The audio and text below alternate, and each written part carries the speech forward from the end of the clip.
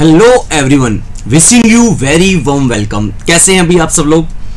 जैसा कि आप स्क्रीन पे देख पा रहे हैं, आज का जो सेशन रहेगा वो रहेगा जीएनएम पार्ट सेकंड ईयर के लिए, जिनके एग्जाम अभी आने वाले हैं रिसेंटली। तो जीएनएम सेकंड ईयर आप स्क्रीन पे देख पा रहे हैं, आरएनसी मेन एग्जाम 2022। इस सेशन में मैं आपको बताऊंगा एमएसएन फर्स्ट और एमएसएन सेकंड में कौन सी वो क्वेश्चन है जो बहुत ज़्यादा इंपॉर्टेंट है, जिनको तो आप पढ़ना ही पढ़ना है। हर बच्चे को इन सब के बारे में नॉलेज होना चाहिए। आज मैंने इस सेशन में वही क्वेश्चंस रखे हैं। इन क्वेश्चंस को समझ करके या सोच करके बच्चे ये नहीं हो जाए कि सर इसी पे डिपेंड रह जाएं। क्या डिपेंडेंसी नहीं रखनी होती। बच्चा पूरी तरह से एक गेस पेपर होता है जिसके अकॉर्डिंग हम लोग बताते हैं कि ये मोस्ट इंपॉर्टेंट क्वेश्चन बनते हैं। ये वो क्वेश्चंस हैं जो एग्जाम में कभी ना कभी पहले भी रिपीट हुए हैं। इनमें से आपको काफी क्वेश्चंस आपको देखने को मिल भी सकते हैं। ठीक है, तो कहने का मतलब जो भी बच्चा इस सेशन को देख रहा है वो इन क्वेश्चंस को बहुत अच्छा करके जाएगा। एग्री? सेशन को स्टार्ट करते हैं बिना कोई टाइम वेस्ट किए। आप सामने इसकी स्क्रीन पे देख पा रहे हैं क्वेश्चंस टाइप। आपका जो पैटर्न रहता है वो रहता है ऑब्जेक्टिव, शॉर्ट और लॉन्ग क्वेश्चन। इन पे पैटर्न रहता है पूरा। कुछ छोटे क्वेश्चंस आते हैं पहले ऑब्जेक्टिव टाइप के, उसमें कुछ आपको फीलिंग्स भी ब्लैंक जो दिया होता है उसको भी आपको पूरी तरह से फिल करना होता है। इसके बियॉन्ड आपके पास अगला ऑप्शन आता है शॉर्ट क्वेश्चन। कुछ छोटे छोटे शॉर्ट क्वेश्चंस होते हैं, शॉर्ट नोट्स उसके बारे में लिखना होता है। कोई भी डिसऑर्डर आ जाए उसके बारे में थोड़ी थोड़ी बातें आपको लिखनी होती है को रिलेट करके।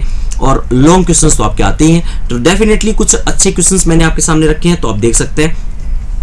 शॉर्ट नोट्स में हमारे पास कौन से अच्छे क्वेश्चंस बन सकते हैं, इन पे डिपेंडेंसी नहीं रखनी, बट ये इंपॉर्टेंट बहुत है। एसिड बेस बैलेंस आ सकता है, आपसे पूछा जा सकता है कि ये क्या होता है, इसके बारे में शॉर्ट नोट्स बताइए।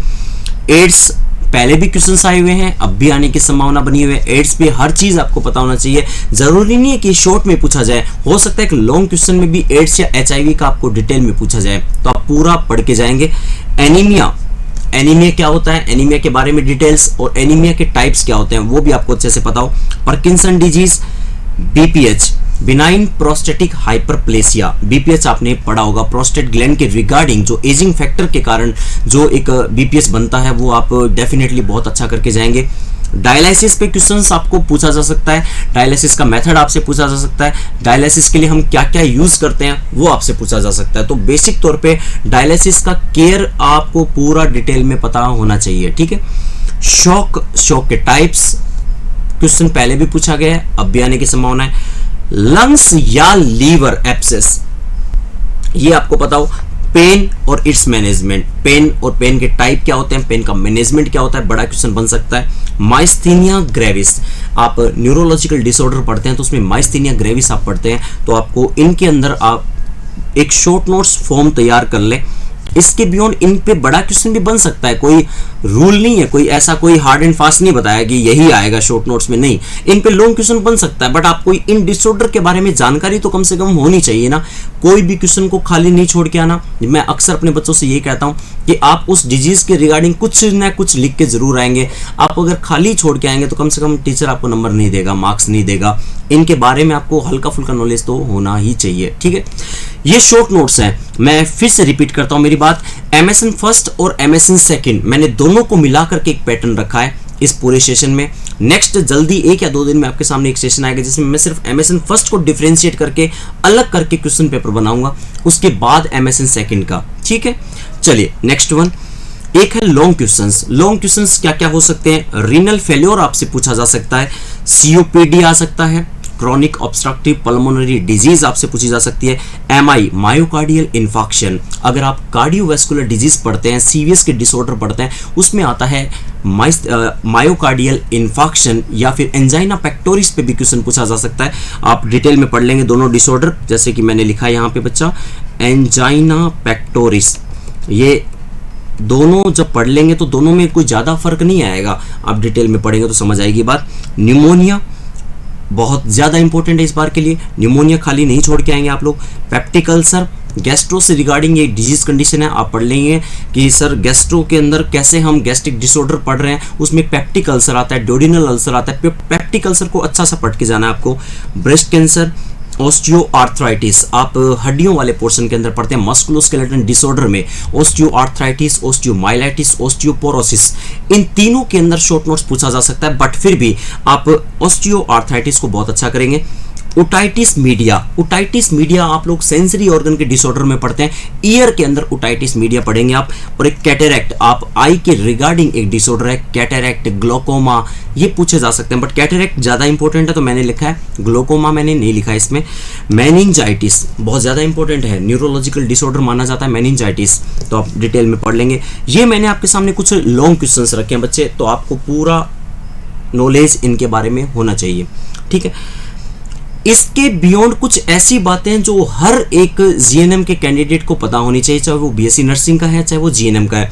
ये चीज तो पता ही हो कि other related to the nursing priority base पे हम क्या कर सकते हैं, ये इंपॉर्टेंट नहीं होता, ये पता होना ही चाहिए आपको। Pre and post operative care, हर बच्चा अगर आप नर्सिंग स्टाफ हैं, अगर आप जीएनएम कर रहे हैं या बीएससी नर्सिंग कर रहे हैं, तो कम से कम आपको ऑपरेटिव केयर पता होनी चाहिए, प्री ऑपरेटिव, पोस्ट ऑपरेटिव। इसके अलावा रोल ऑफ नर्स, मैंने तो एनेस्थीसिया बताया, बट किसी में भी रोल ऑफ नर्स पूछा जा सकता है। आप रोल ऑफ नर्स एक अच्छे से एक शॉर्ट फॉर्म बना करके अलग से तैयार कर लें कि ये पर्टिकुलर डिसऑर्डर के लिए हम ये रोल ऑफ नर्स अप्लाई कर सकते हैं। अगर आप ऐसे नहीं करना चाहें, कार्डियो के अलग रोल ऑफ नर्स लिख लीजिए, इसके अलावा न्यूरो के अलग रोल ऑफ नर्स लिख लीजिए, तो कंबाइन करके थोड़ा थोड़ा लिख के आएंगे तो भी चल जाएगा, पर पता तो होनी चाहिए। स्टरलाइजेशन, पेन और इट्स मैनेजमेंट, पेन पीछे भी मैंने बताया, यहाँ पे भी मैंने कहा है कि ये पेन पे क्वेश्चन आता ही आता है, मोस्ट प्रोबेबल, तैयार कर लें आप लोग। जॉन्डिस और उसका मैनेजमेंट क्या होता है ये भी पता हो। आपके सामने लिखा मेलिटस और इंसिपिडस, आपने डायबिटीज मेलिटस का नाम सुना होगा, डायबिटीज इंसिपिडस, तो कहने का मतलब डायबिटीज मेलिटस पूछा जा सकता है, डायबिटीज इंसिपिडस आपसे पूछा जा सकता है। ये नर्सिंग केयर भी इसके बारे में पता हो कि एक पेशेंट है जिसको डायबिटीज मेलिटस है, आप उसको क्या नर्सिंग केयर देंगे पता हो। डायबिटीज इंसिपिडस क्या होता है डिटेल के अंदर आपको स्टडी करनी होगी। ये वो चीजें हैं जो आपको पता हो और अच्छे से आप अपने क्वेश्चन पेपर को करके आए, ठीक है।